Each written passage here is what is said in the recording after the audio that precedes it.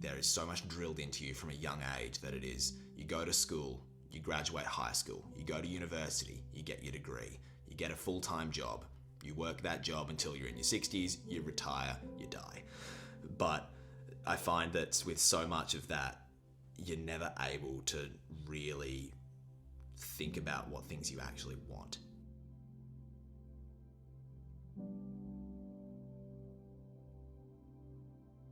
You only get a certain amount of time on this planet, and I think if you're constantly just kind of going through the day-to-day and not really having a purpose or a dream, then I think that you've wasted it.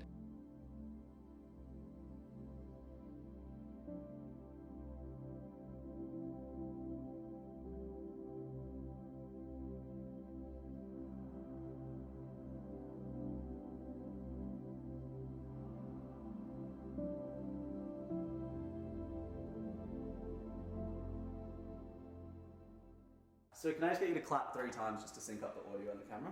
Okay. Awesome. All right, we're good to go. Beautiful. Right, to start off, what is your name, age, and a brief description of your occupation?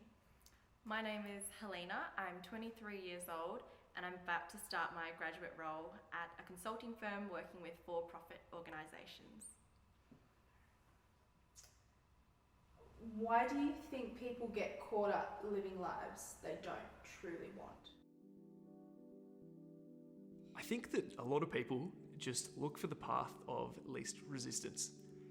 By fitting in, by going with the grain and fitting the bell curve, one seems to ensure that they aren't outside of the box too much. They're not rubbing people the wrong way or hurting anyone's feelings. By being a conformist, it's possible to ensure that one stays completely within the lines. All around us, we're given preconceived ideas about what we should and shouldn't do. And that's not necessarily a bad thing, but I think when it comes to what we want and truly desire for ourselves, I think there's a conflict that sometimes occurs. And what do you think the cost is of not being yourself? The biggest cost, from my perspective, is that slight nagging feeling of inauthenticity that seems to linger around anytime I find myself putting on a face or a different voice for who I'm talking to. The cost is you become accustomed to the way that other people live their lives. Instead of you being yourself, in the end, you are someone else. It makes us feel comfortable as well, sort of fitting in with what society, what other people expect of us. In a way, you're slowly digging yourself deeper and deeper because it's much harder to come out of it. One of my best mates, Michael, would always say, you can't make Bollywood your personality, as a joke, because, that's how much I love it. But in my early years of school, I never felt comfortable with it. I thought what made me different is what made me weird in a way. So growing up, I would always hit that cricket side of what was me. I remember becoming a big fan of the West Coast Eagles, and that was kind of just because that's what everyone loved doing. And it was in our year 12 production that we had to make a devised piece. For some reason, I decided I'm just going to make it all about India and all about Bollywood. I'm literally like, you know what? I'm just going to throw myself completely into this. And then actually halfway through that play, I did an Indian female dance. But literally in front of like the school, my mates, the teachers, the parents, and I was very, very scared to do it. I was like, people were just going to think I'm really weird. But then I did this piece and everyone was just amazed. They were like, how come we haven't seen this before? This is so awesome. So I realized it very late, but it was such a big symbol for me of just like, wow, what makes you different is what makes you special. When you hear the phrase be yourself, what does that mean to you? I think it means just not caring what anyone else thinks and just doing whatever makes you happy. Doing everything the way you want to, like just freedom, really.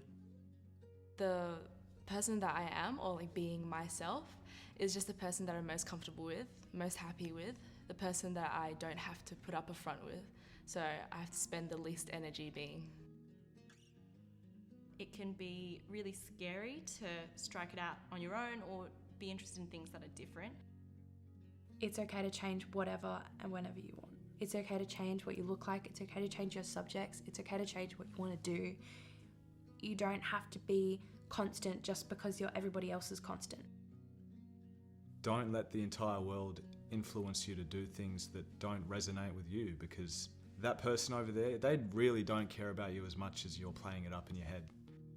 Be yourself. Embrace your quirks. Being weird is a wonderful thing. Don't ever treat it as an issue, and don't see it as a blight on your life.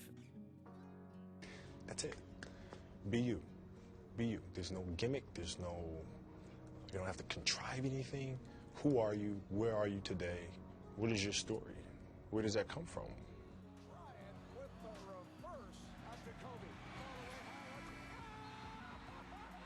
Once you know yourself, it becomes a lot easier to know your dream. The dream for you. You got a dream, you got to protect it.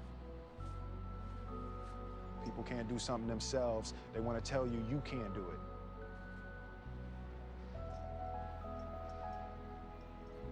You want something, go get it. Period. What did you dream of becoming when you were a kid? I had the dream, if you will, of becoming a lawyer, and I don't know how exactly that got into my mind, but it did from a very young age. Year 4, I remember, like, in art class, we'd lay out, like, all the newspapers, and there would always just be, like, the bit with the stocks on it and everything. And me and my mates would, like, pull it up, we'd sit there like this, have a little bit of a read, act like we were businessmen and everything. And since then, it's just been something that's really interested me. For me, it was at the end of my journey to become a doctor, in particular a neurosurgeon. I just watched the power lines and draw out all the power lines. So infrastructure has always sort of been in the back of my mind. I was always very creative and theatrical, so I always thought I would be like an actor. So has that dream stayed with you? No. When you tell people you're going to become an actor or you want to work as a performer or in television, most people will be like, oh, it's very difficult, oh, it's very hard, oh, there's no money, oh, the reaction is very different to when you say, oh, I'm studying law. They're like, oh, wow. It's almost like we're so impressed by the idea. But life can be pretty long if you're doing something that you have it doesn't matter to you. You have to do things that matter to you, and you owe it to yourself to choose, to make that choice. Whenever I've been on stage, it feels right. Whenever I've been in rehearsals, it feels right. Whenever I've gotten to be in any kind of creative space, it feels right. It's almost like when you know, and you just have to, I've always liked the expression, you've got to give yourself permission to do something. And it shouldn't be like how brave is that person for living their truth. That should almost be the norm. We all should be living our truths. Confucius had a great saying that, every man has two lives, and the second starts when he realizes he has just one. Don't focus on more than one desire at a time. The universe is rigged in such a way that if you just want one thing and you focus on that, you'll get it. But everything else, you gotta let go. I think the hardest part about reaching your dreams is actually deciding what your dream is. And then once you decide that, then I honestly think anything's possible. If you have that dream and you want to fulfill it, then I think, especially in today's society, there's opportunities for people to get that. If you're in a first world country and you have opportunity, if you're not worrying about when the next meal's coming on the table, you have the opportunity to make your dreams reality. You have the opportunity to do whatever it is that you want. And I think it's only best served to those who don't, that you take the opportunity to live out your dreams and live out the person who you want to be. I feel like everyone has some sort of passion, whether they've found it or haven't found it yet, but it's sort of digging deep and looking within yourself and finding that thing that makes you tick and gets your interest going.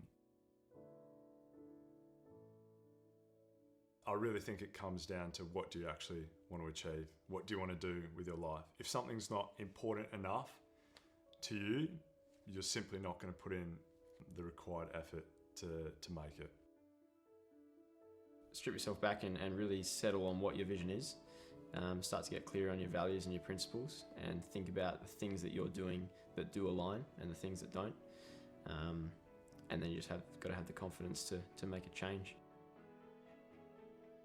I literally just write out lists of everything that I can think of and just cover the whole gamut of what I want to achieve, and then continuously refine it down to the most achievable target possible.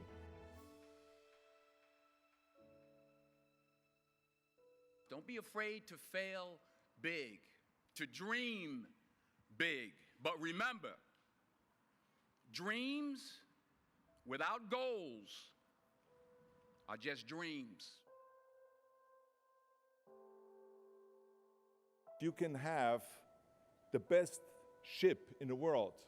You can have the best cruise liner, but if the captain does not know where to go, that ship will drift around the world and out there at sea and will never end up anywhere. And this is exactly the way it is in real life. If you don't have a goal, if you don't have a vision, you just drift around.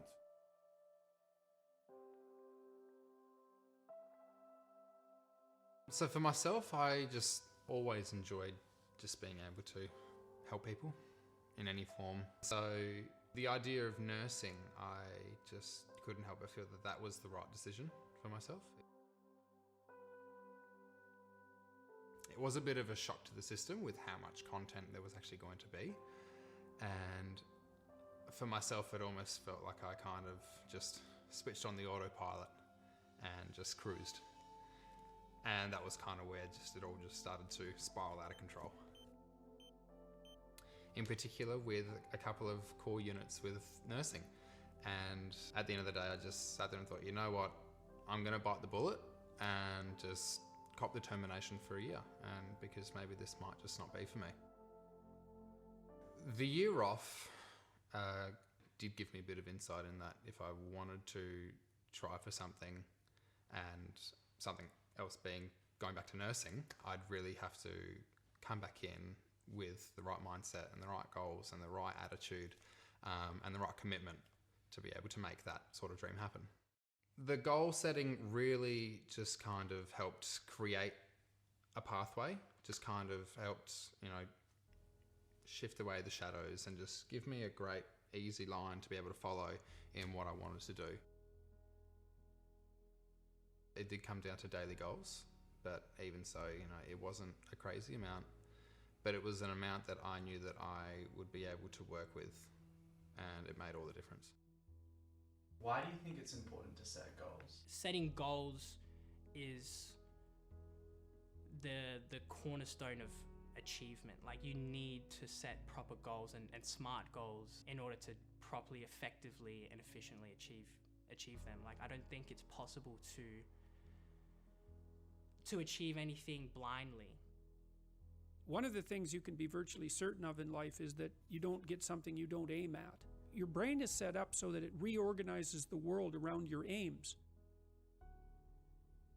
Because a dream without some form of a plan is a bit misguided. You won't necessarily get close to your destination. A mountain always looks massive when you look at it, but if you look at it smaller, you realize, oh, it's literally just a few steps, and then it's another few steps. Because it makes that dream more realistic. It's no longer just a dream, it can actually be a reality for you if you really put your mind to it. Without it, it's kind of just a wobbly path and you don't really know where you're necessarily tracking. What is your process for setting goals? I guess it's taking the macro kind of dream that you've got and then creating little things week by week that you can be doing. Usually on a notebook, I like to write down my goals. I like to then write out a plan for those goals. So break it down into steps and then a to-do list every day. So I've kind of taken a long-term goal and kind of bringing it back down to an everyday to-do list is kind of like my engineering approach to setting goals. You set these like small checkpoints along the way.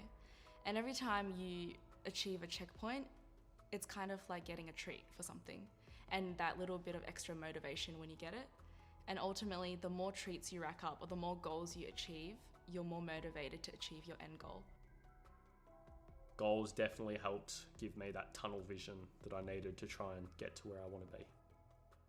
So I'm on track to finish halfway through 2023. So that's the goal. And I'm just thoroughly happy with my life. Do as many things that scare you as possible. I reckon that's just the best advice I've ever got given.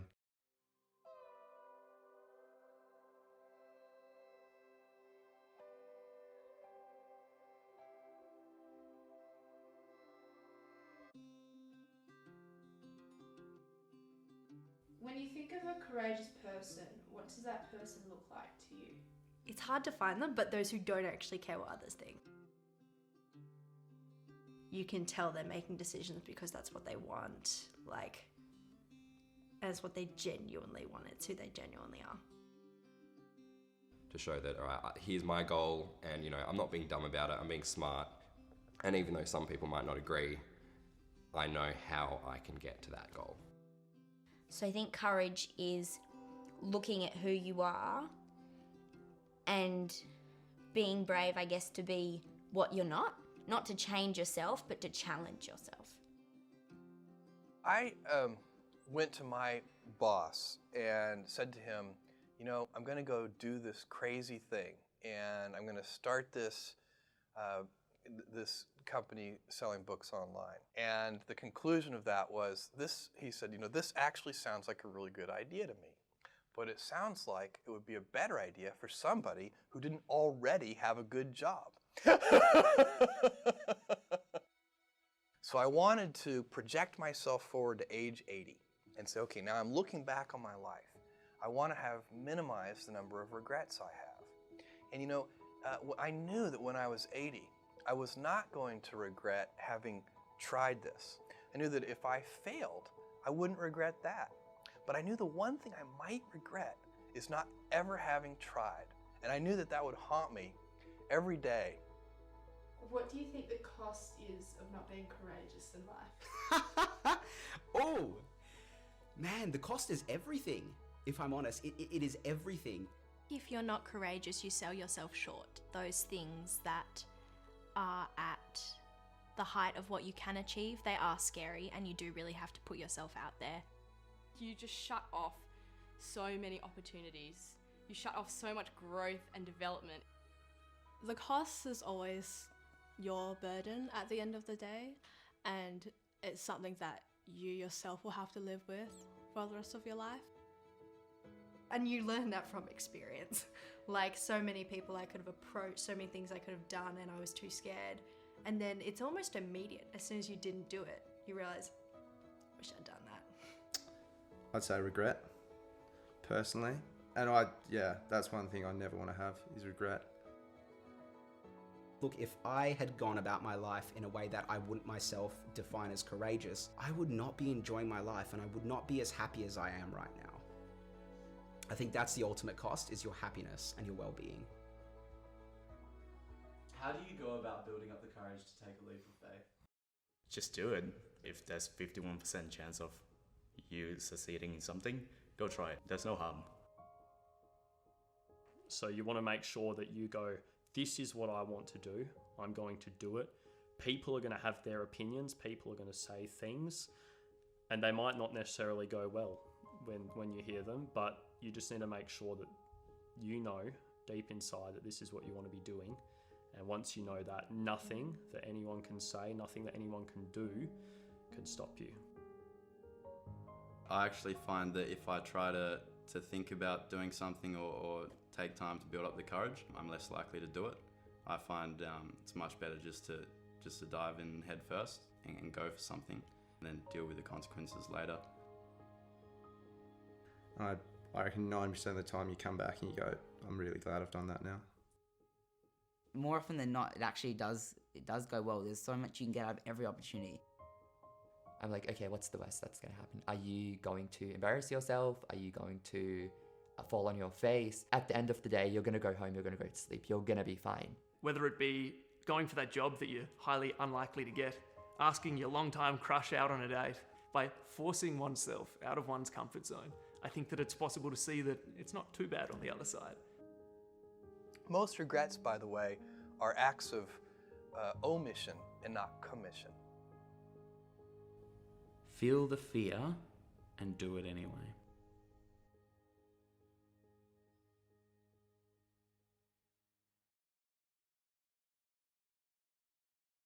Everybody want to be a beast until it's time to do what beasts do. A lot of the time, people choose to not do things or action things because there's no immediate sense of achievement.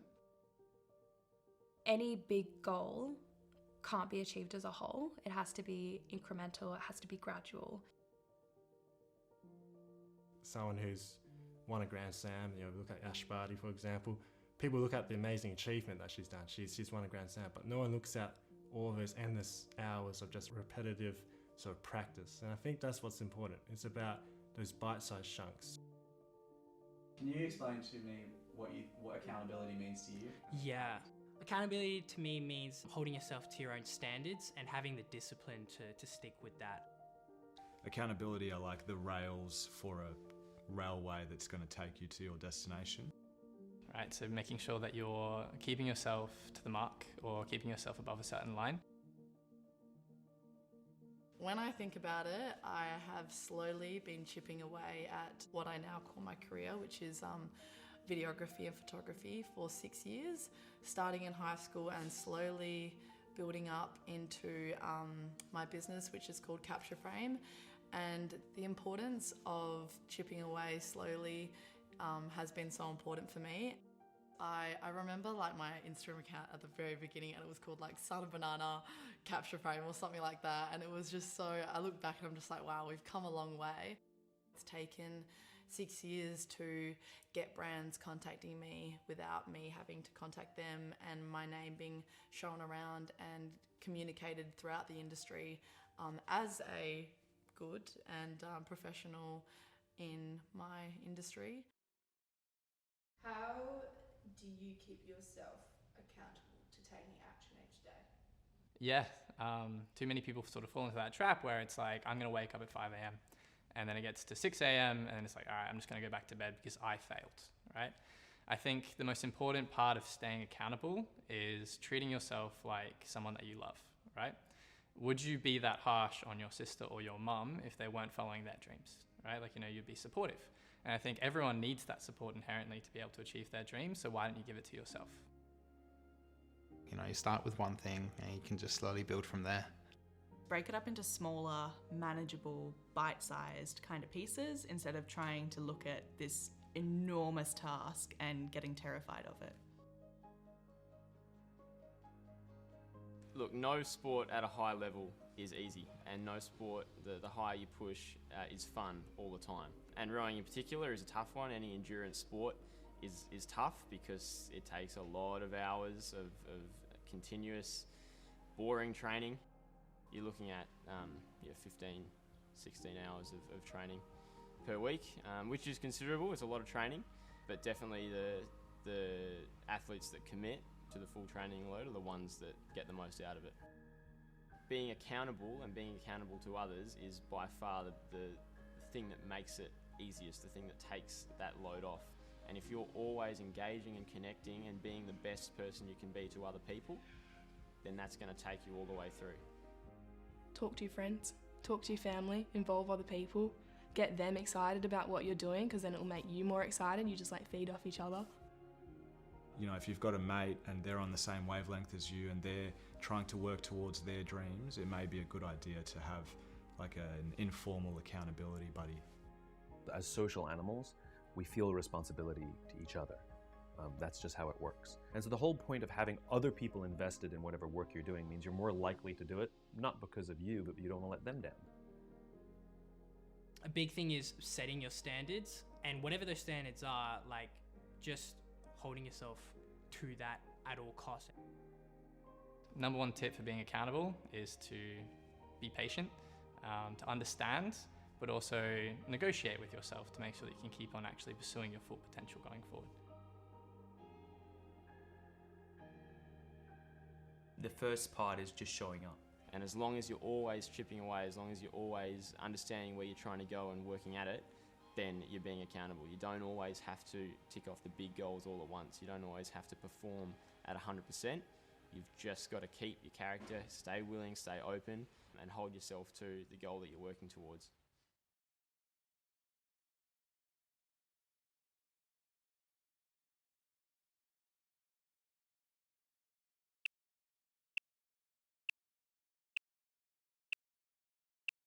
Training for my first national season, I hated going to training. I dreaded getting up in the morning. I hated the process, but I knew that that was all part of it. And then I knew that the end goal of competing at the regatta over in Sydney would be great fun and it would be all worth it then. And then getting to the regatta and then sort of it was all over all of a sudden and you'd had, you know, your few hours of fun.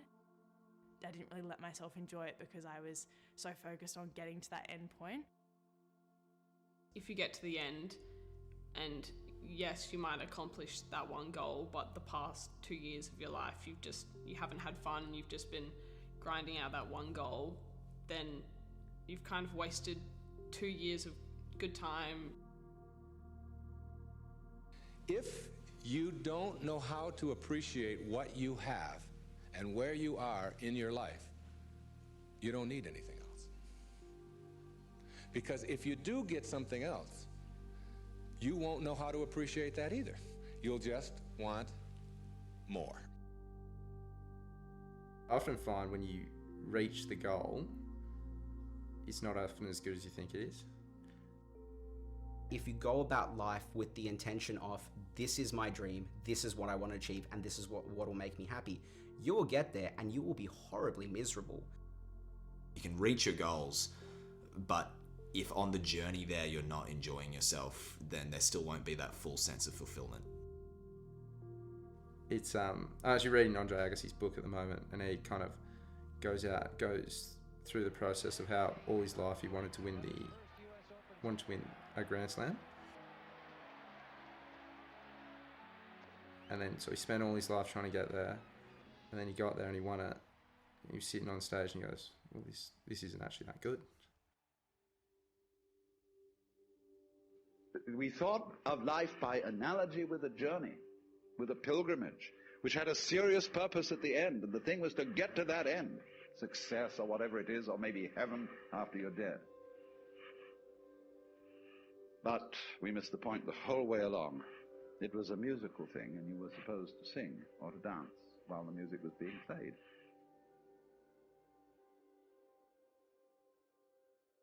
Well, a story that helps me sort of stay present in the moment is called The Story of the Chinese Farmer. And it goes that there's a farmer in a village in China, and one day his horse runs away from him, and all of the villagers come to him and say, oh, it's so sad your horse has run away, how are you going to farm? And the farmer just says, well, maybe. Then on the second day, the horse returns and brings all these wild stallions back with him. The villagers again come to the farmer, but this time they say, oh, it's amazing. You have so many horses, your farm is going to be so efficient. And again, the farmer says, well, maybe. On the third day, the farmer's son is training one of these horses, and it kicks out at him and breaks his leg. The villagers again return and say, oh, what a shame, your son's broken his leg. And the farmer says, well, maybe. And on the fourth day, officials from the government came to the village to conscript young men into war. But they left the farmer's son there because of his broken leg. And the villagers came to the farmer and said, oh, it's amazing, your son won't have to go and fight in war, he's going to live. And again, the farmer said, well, maybe. And so what I really take from that story is that you never really know if an event is good or bad, or fortunate or unfortunate for you as it happens. It's going to reveal itself in the long run. So it's really important that you remain present in your journey and also enjoy your journey as you work to achieve your goals. The more you grow up and the more you've experienced those periods of maybe it's hard work towards something or training towards a big sporting achievement, the more you kind of can realise that the journey is the good part. Absolutely, the piece of advice that I would give to a younger me is just to relax. 100%. Just be present. Every moment is a moment worth living and worth enjoying. So yeah, have fun. A bad day for you is still probably better than so many other people in the world, so just enjoy it and just enjoy the moment, basically. Stay present.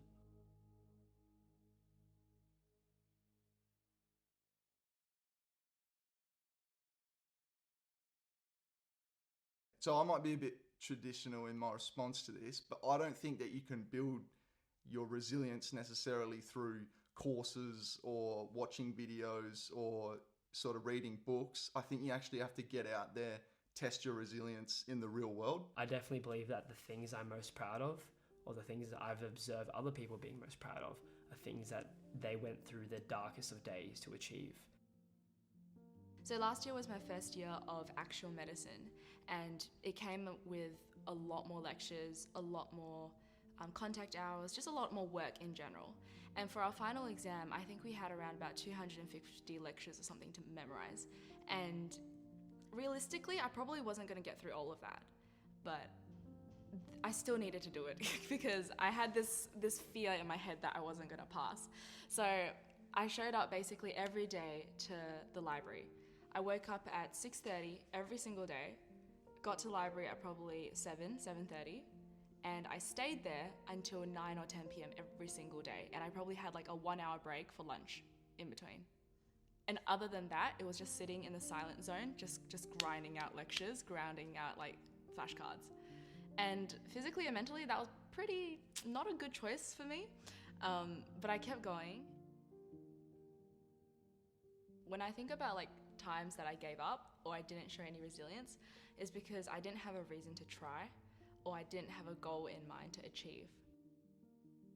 My biggest achievements is swimming the English Channel, and that was a solo swim, so England to France, and it's about, 32 kilometres straight, but most people don't swim straight for that kind of swim.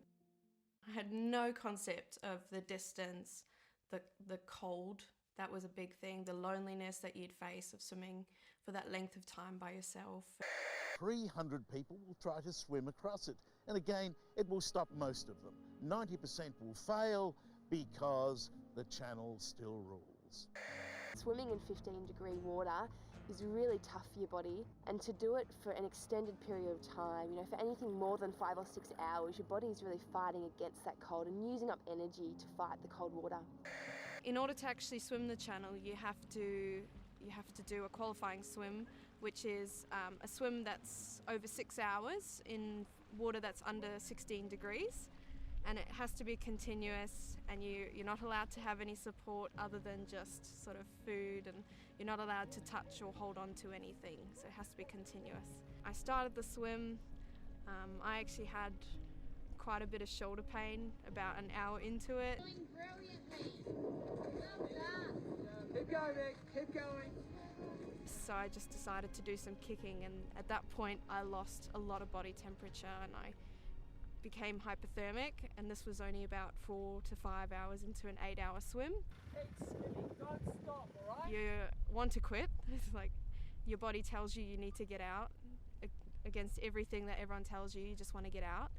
But I went into that thinking that I was not going to do it, and then not through my own resilience, but through trusting other people and through learning to just keep going despite what you're feeling, you achieve something that you thought you couldn't do. Congratulations. How do you do stuff on days that you don't feel like doing anything? Yeah, that is actually one of the things that is super important. It really comes down to how bad you want it and what extent you'll go to do it. I'm gonna cut to the chase. I signed up for this race. It's called the San Diego One Day, where you run around a 1-mile track for 24 hours to see how many miles you can get. My goal was 100 miles. So I got to mile 70, but I was done. My feet were broken. I was stress fractures, shin splints, muscles were tearing. I was in bad shape. This last 30 miles of this race is when I realized a human being is not so human anymore. So I went through all these small steps and I was able to stand up. And then from standing up, I was literally walking around with my wife at the time, and she goes, "You're not gonna make the time." She goes, "You're walking like 30-some minute miles." I got to mile 81, and the second she said that I'm not gonna make the time, I ran the last 19 miles nonstop. And people may listen to this and say, "This guy is sadistic, he's crazy, No, if you know how I came up, you realize I was just a scared kid that found drive and passion to be something much better than what he thought he was. If you want it bad enough and you can still get it, just keep prodding at it. Over time, things will definitely turn in your favor. Did you ever reach a wall where you felt like you'd just given everything? And how did you keep going?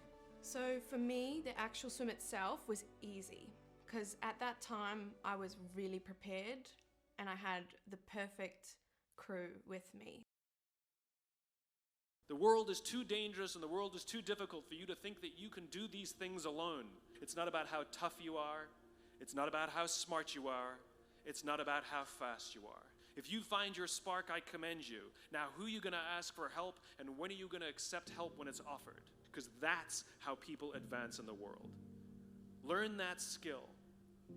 Learn by practicing helping each other. It'll be the single most valuable thing you ever learn in your entire life. How did your view of teamwork kind of come about? I think I kind of think of teamwork as a bit of a puzzle piece. Come on, Lee, show you guys one. You're not all identical, you're all slightly different. You'll offer a different skill set or you all contribute something differently, right?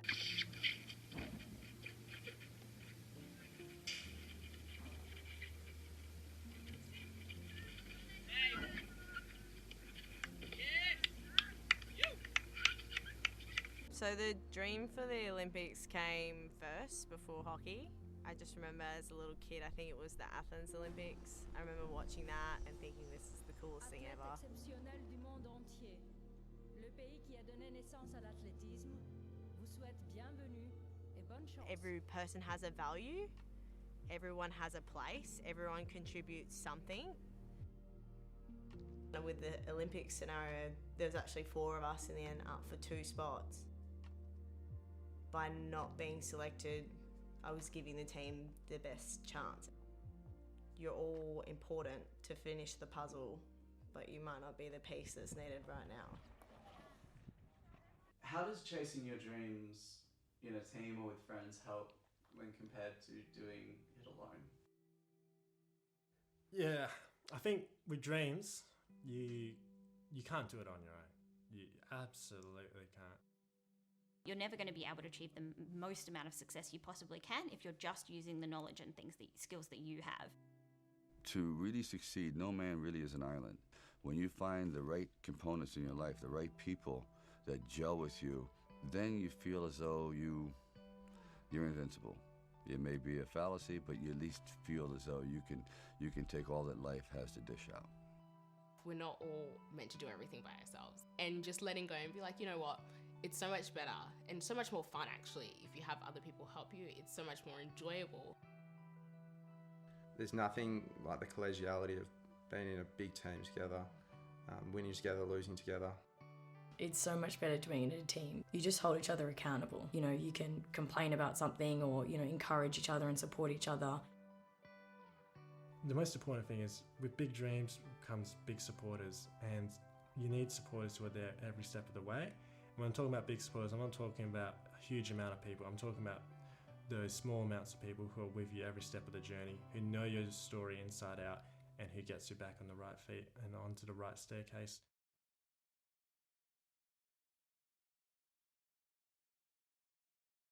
Why is failure important in learning? If you're always winning, then something's not right, or you're setting your expectations way too low. It'd be pretty boring to be like, oh yeah, I'm just really good at everything that I do. You're meant to be making mistakes. Like if you're going into an apprenticeship, you're not making the boss any money until your 3rd year because you're making mistakes. And that's what you need to be doing because you're going to recognize and remember those mistakes. better than just consistently doing well. Don't be hurt by rejection. Rejection is the best thing that can ever happen to you. It's the biggest blessing under the sun. Rejection is what makes you good. People need to realise that failure's the first step in succeeding. Like, failing is the first step where you learn what you did wrong and you learn from mistakes, and you can choose to grow. I won't say you grow automatically, you have to choose to learn from that. I watched a video of this daughter, and she said that her dad, every day after school, she had to come home and tell her dad one thing she failed at that day. My dad used to encourage my brother and me to fail. So at the dinner table, he would actually ask us, what did you fail at this week? And if we didn't have something to tell him, he would actually be disappointed. And I can remember coming home from school and being like, Dad, I tried out for this and I was horrible. And he'd be like, way to go, and high-five me. And it was such a gift what he was doing. I didn't realize it at the time, but he was redefining failure for me. And so failure became not about the outcome, but about not trying. I don't think failure is anything to look down upon or anything. In fact, I feel like I've learnt a lot more than from my failures rather than from my wins, because my wins just boost my ego and they don't really teach me anything. Like, to be arrogant or naive and think that you can't learn from your experiences is almost like assuming that you've had a perfect experience or you are the perfect person, but that doesn't exist. No one's perfect, no one has a perfect experience, so there's always going to be aspects from it in which you can learn from. We all loved our footy and we were all passionate to, get that premiership. And we were good throughout the year. We'd beaten every side. We were undefeated. We'd played this particular side that we came up against in the grand final 2 or 3 times throughout the season and beaten them well and beaten them convincingly. But then come the game that mattered, the grand final, we ended up going down. I've often thought about this and taken a lot away from it. It's the fact that they probably went away after realising that they'd lost those games throughout the year and tried to figure out where they went wrong, tried to figure out the reasons why we beat them and how they could get better. No one's perfect. Even the most gifted, talented people have had to go through some serious setbacks and learn from them.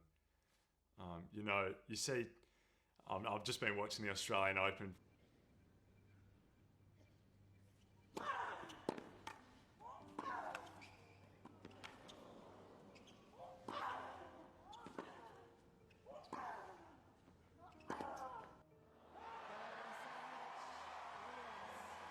You see all these tennis players who've won multiple Grand Slams and then they've had seriously difficult times. The difference today was errors. I made so many errors today, so. Where, they've gone to a tournament where they've been the #1 favourite and they've just completely failed and blown everyone away by how poorly they've played. Delivers on the big stage. The defending champ is out. That they take a step back and think, what could have I done better? How could have I read this player in some way, change my strategy? You've got to be constantly learning. How do you go about learning from both your successes and your failures? Don't think you're the smartest in the room. If you're not learning, not growing, then you're dying, right? So growth mindset is huge. When you're given a setback, if you have a stoic mindset, it means that that setback is actually an opportunity to learn, an opportunity to move forward and to be able to challenge yourself to become a better person.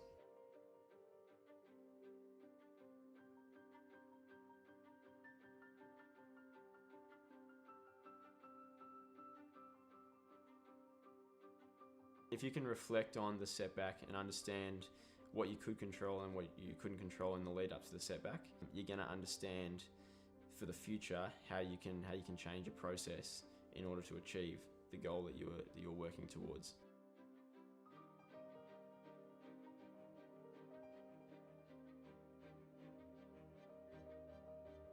Learning from every experience through reflection is what's going to make you better. And when you come across the same issue, same problem, similar thing again, you're going to know, okay, this didn't work for me last time. How do I adjust? How do I fix this? How do I reframe?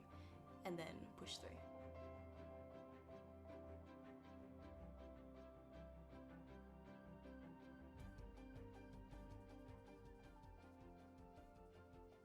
As long as you're consistently trying, you'll have an infinite amount of attempts to be able to switch up your game plan. So it doesn't matter if you fail 1,000 times, like, you know, you're going to be trying 2,000, so eventually you're going to get there.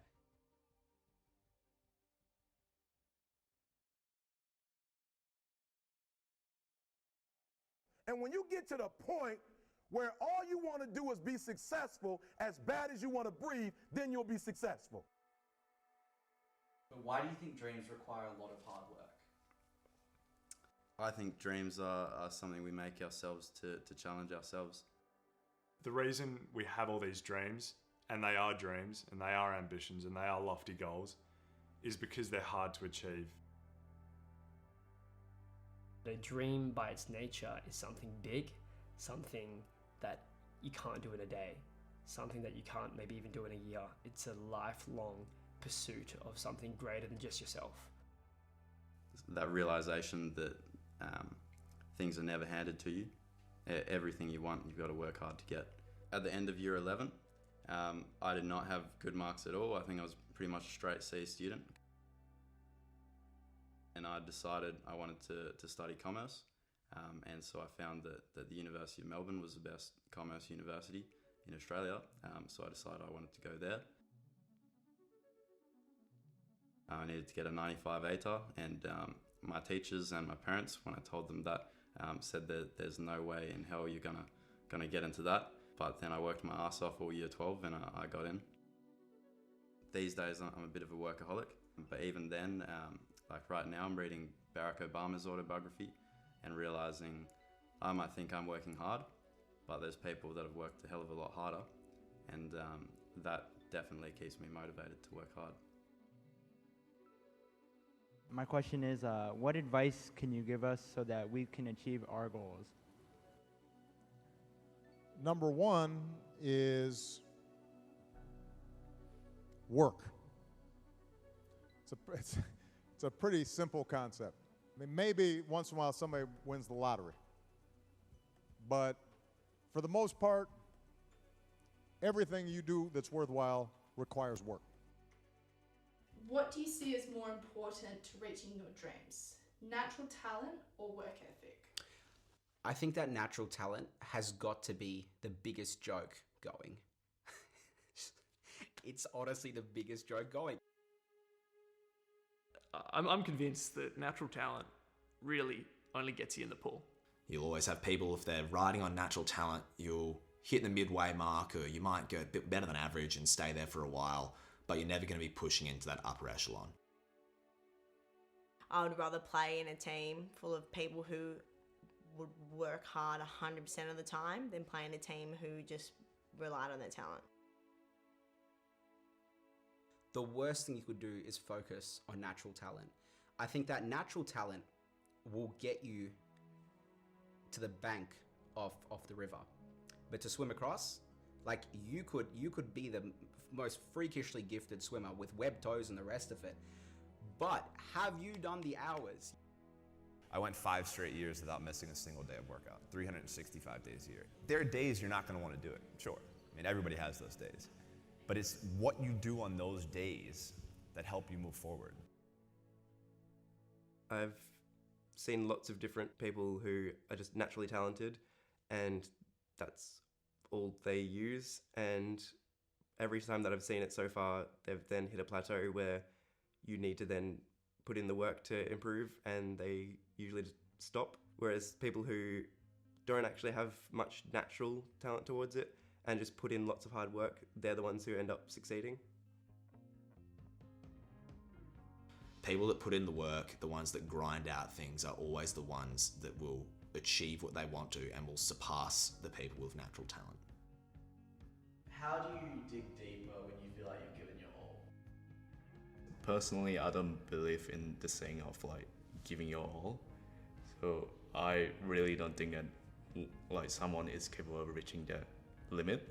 So there's no limit to yourself. I think you can always work harder to achieve more. At the end of the day, humans can do incredible things if they put in the work. You have to get to this point of being so sure in yourself and being so sure in what this thing is that what other people say doesn't really matter that much. If you have no belief in yourself, who else is going to believe in you?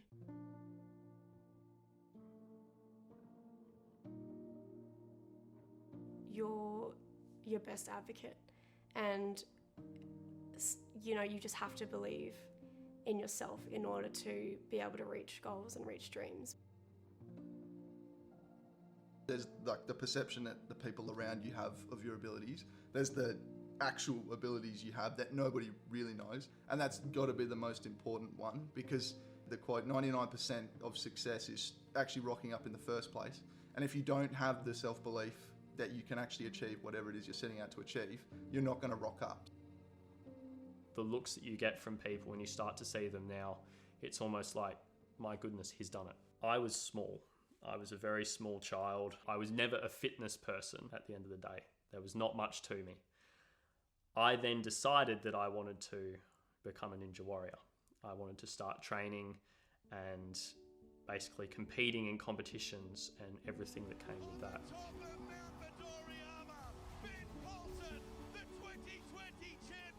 So I started my training, and this was a big part of my life. I definitely changed the way I was doing things. And this involved me having to tell people what I was doing. They would say things that make you question why you're doing it in the first place, or they would say things that demean you. When you make it through something as hard as a Ninja Warrior obstacle, you start to realize that all of those doubts that you've had, any in the past, they're starting to disappear, and they're being replaced with something so much more beautiful, and that's an idea of progress. So I've been doing this now for around 2 years. I've been able to compete in finals, national finals of Australia. I've then been able to move this into calisthenics, where I've been able to compete in local competitions. I've been able to do so much, and just even learning technical, like extremely technical maneuvers. It's amazing. So many of us choose our path out of fear disguised as practicality.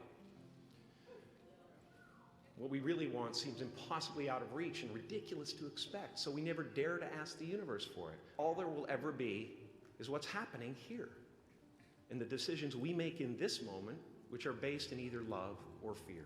You can fail at what you don't want, so you might as well take a chance on doing what you love.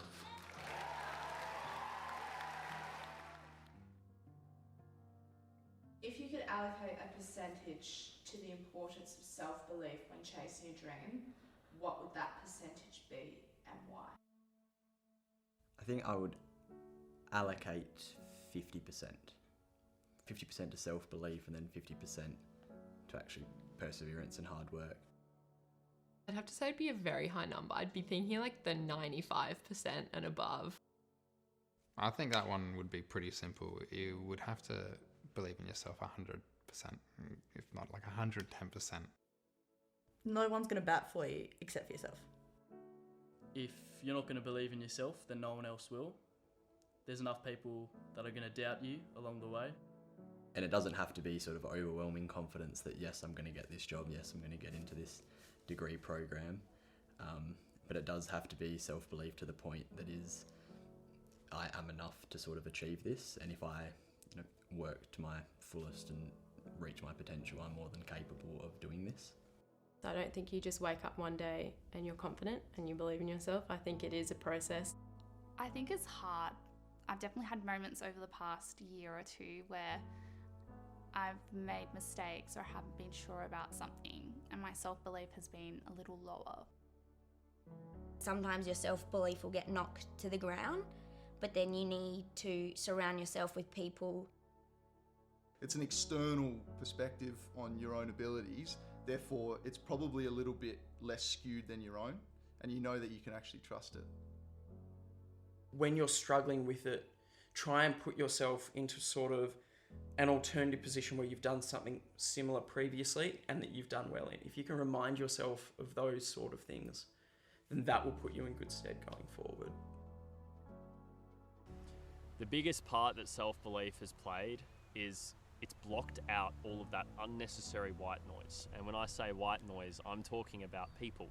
I'm talking about society. Self-belief acts as a barrier and it keeps you focused. Literally everything's in your mind. Like, your mind is your biggest obstacle. That's the only thing stopping you from achieving greatness. The dream for me back when I was a lot younger was with Taekwondo, like having that level of going, I want to be a black belt. It was a very quick dream. It kind of started with a discussion probably a month before I bought the house with Dad. Kind of went and had a look at the one house, and yeah, within the afternoon had gone, signed the papers, literally at IKEA. And I just remember on the day at that grading, the very last thing we had to do was free sparring rounds of black belts, just round after round after round. When it finished with one, the other would immediately run in with no rest. And the instructors did not tell you how many rounds there would be or when it would end. So you just don't know, you're constantly doing it. And I just remember being in there feeling like I was about to die. Just feel like I'm about to pass out. I cannot keep going any longer. And on the verge of just collapsing and giving up. And then that final clap calling the end of the rounds. Every single time you see someone after like a grand final, footy grand final, they come up to the camera and say it just feels surreal. And I feel like any moment of success has that element of being surreal. Damien Hardwick, what a way to go out. It's unbelievable, to be honest. Still hasn't hit me. It's just, look, to beat the best is just fantastic for this club, and just shows it's been a massive 3 years, and just the amount of pressure that was on us, and to get over the line today, probably the best feeling I've ever had in my life, to be honest. So that surrealness, I guess, in that situation kind of was overpowering to the point it was just, I don't know what's going on. And then just a surreal feeling as you walk up to the instructors, you bow, you shake their hands, they take your belt off and they tie a black belt around your waist. And it's just surreal.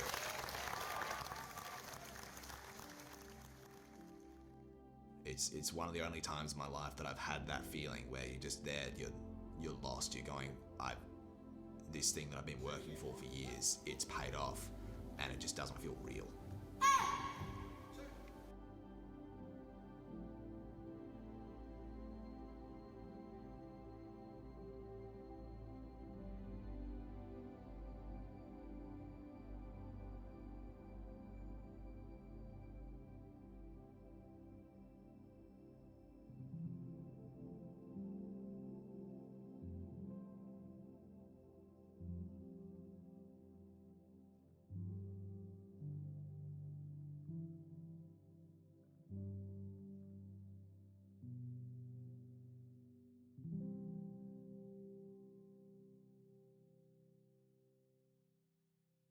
What advice would you give to your younger self? And it can be absolutely anything. What would I say to my younger self? Life's short. Do what you want to do. You've got it. Like, you can do whatever you set your mind to. Don't sell yourself short. You can achieve so much more than you realise. Treat yourself not like a machine, but like a human being. I would say just keep looking for those people because they're there and I will find them. My relationships what make my life. It's hard to be perfect all the time, but as long as you're learning along the way, I don't think you can go wrong. Just love yourself and who you are. You are the best you can be and the best you'll ever be. So just love them.